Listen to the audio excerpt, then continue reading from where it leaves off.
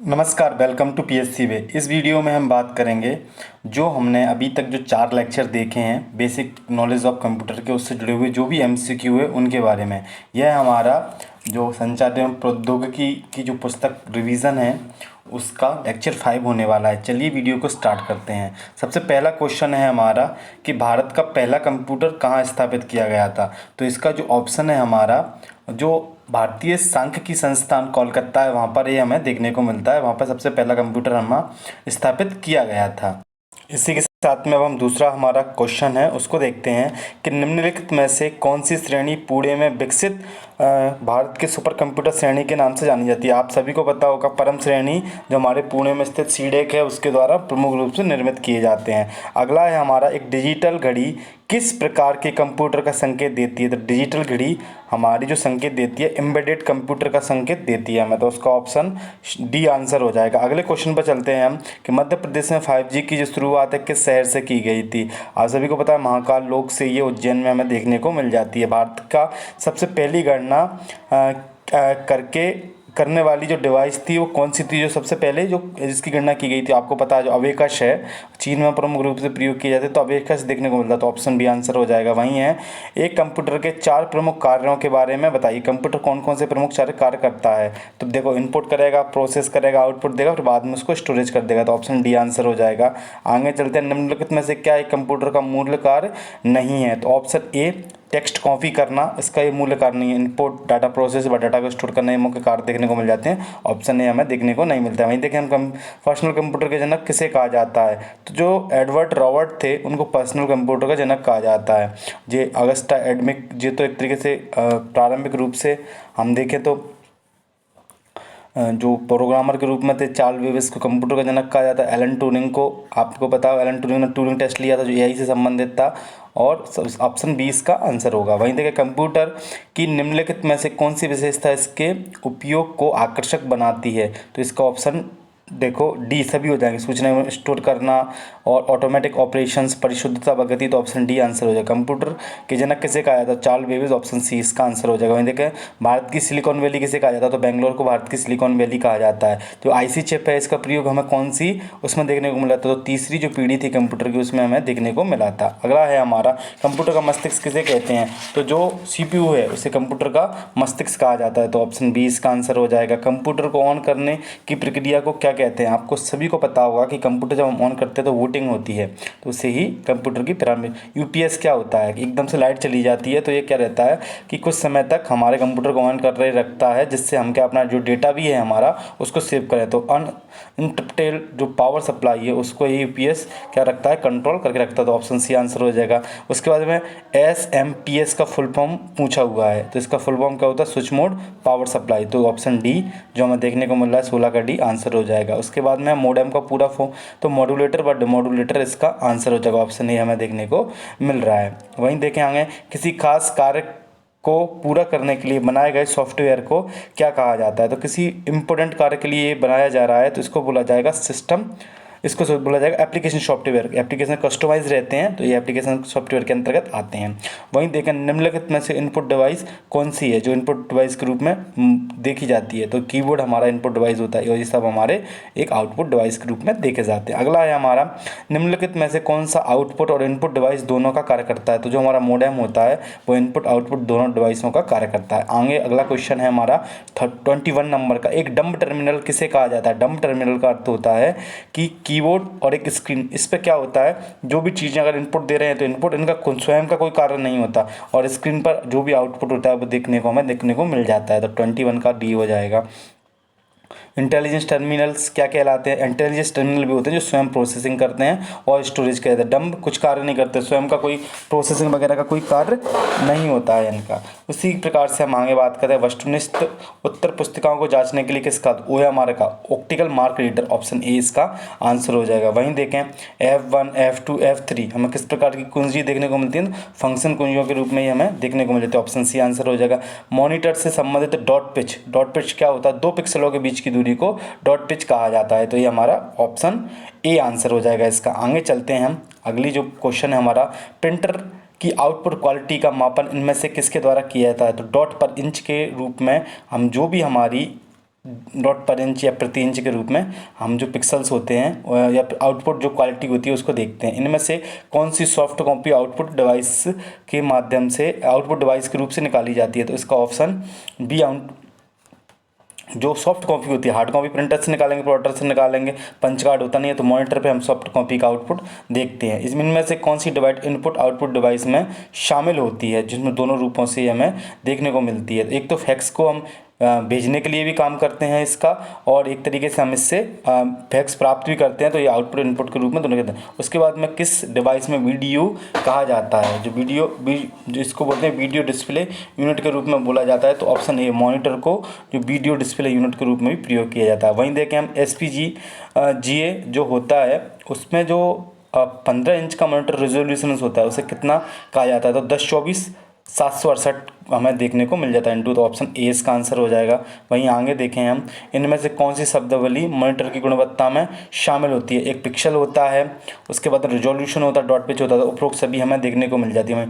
Dot matrix किस प्रकार का हमें प्रिंटर देखने को मिलता है? तो डॉट मैट्रिक्स किसके लिए प्रयोग होता है? तो एक प्रकार का प्रिंटर होता है, तो ऑप्शन ए इसका आंसर हो जाएगा। अगला है हमारा, दो मॉनिटर में 2 पिक्सलों के बीच की दूरी को क्या बोलते हैं? तो 2 पिक्सलों के जो बीच की दूरी होती है उसको डॉट पिच कहा जाता है। क्या बोलते हैं? डॉट पिच कहते हैं। LED का फुल फॉर्म क्या है? तो लाइट इमिटिंग डायोड, जहाँ भी लिखा हो इमिटिंग, लाइट को इमिट कर रहा है वो कौन सा है हमारा?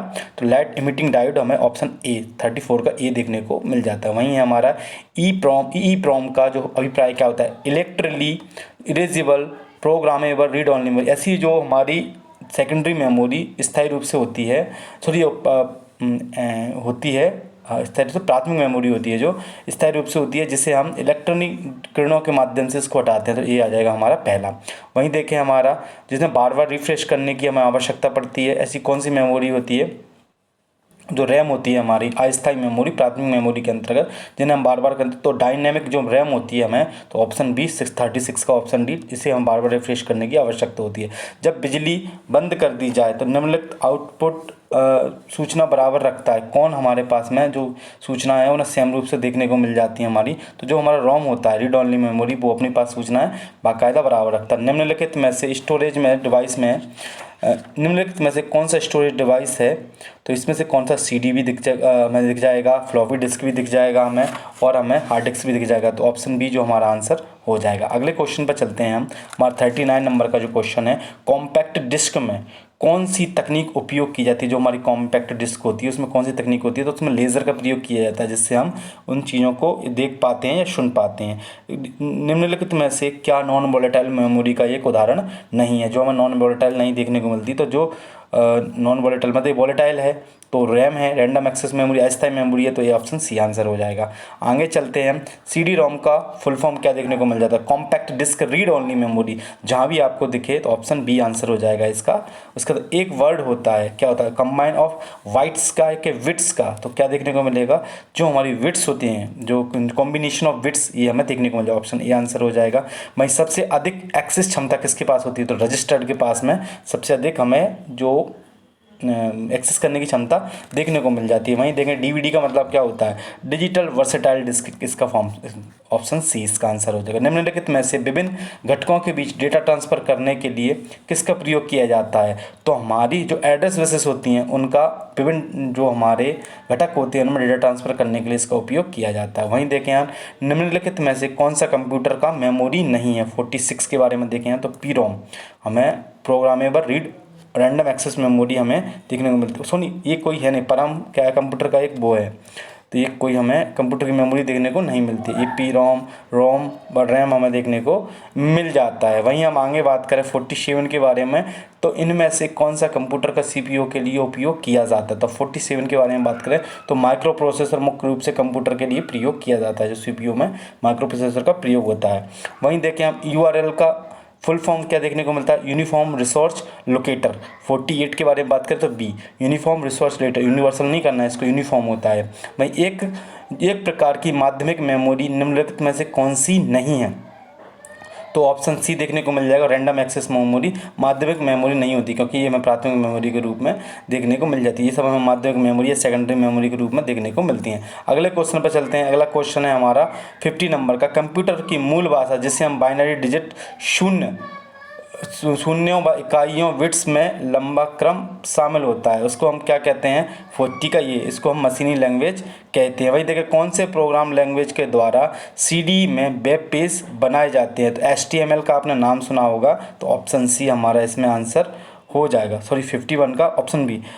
इसमें क्या है, कौन सा प्रोग्राम 3D बेज बनाता है, तो जी आपको VRML देखने को मिल जाएगा, virtual reality multiple markup language हमें देखने को मिल जाती है, वहीं देखने को मिला है। और वेब पेजेस का निर्माण करने के लिए तो HTML का प्रयोग किया जाता है, तो ऑप्शन बी इसका आंसर हो जाएगा। वहीं कौन सी भाषा नहीं है, तो बेसिक है, जावा है, सी है, तो पेंटोरस हमें कोई भाषा देखने को नहीं मिलती, तो ऑप्शन डी इसका आंसर हो जाएगा। उसके बाद में HTML भाषा की खोज किसके द्वारा की गई थी, जो हमें टिम बर्नर्स-ली जी थे उनके द्वारा ही की गई थी, इनके द्वारा WWW की भी WW जो है WWW उसकी भी खोज की गई थी। वही कौन सा प्रोटोकॉल एक पेज से दूसरे पेज को जोड़ने के लिए प्रमुख रूप से प्रयोग होता है, तो HTTP hyper text transfer protocol हमें जो एक वेब पेज को दूसरे पेज से वेब पेज से जोड़ने के लिए प्रयोग में आता है। वहीं देखें हम जंक जो ईमेल होते हैं उनको क्या कहा जाता है, तो उनको स्पैम कहा जाता है, ऑप्शन डी हमारा आंसर हो जाएगा। संचार नेटवर्क प्रणाली में फायरवॉल का प्रयोग निम्नलिखित में से किस से बचाता है, तो ऑप्शन जो हमारे 57 है, तो उसका ऑप्शन ए हमें देखने को मिलता है। अनाधिकृत जो हमारे आक्रमण है उनसे MS-DOS निम्नलिखित में से किस प्रकार का यूज़र इंटरफेस वाला एक ऑपरेटिंग सिस्टम है, जो MS-DOS होता है वो किस प्रकार के जो, तो ये हमारा कमांड आधारित, कैसा है ये, कमांड आधारित हमें देखने को मिल जाता है। वहीं निम्नलिखित किस डिवाइस को डंप डिवाइस के रूप से कहा जाता है, ऐसा उसका कुछ कारण नहीं होता है, बस ये अपने आप को क्या रहती है, जो क्रियाओं को संबित करती रहती है, हाँ, जिसमें बहुत सारी डिवाइसेज जुड़ी रहती हैं, उसका कुछ काम नहीं है, बस डंप डिवाइस के नाम से।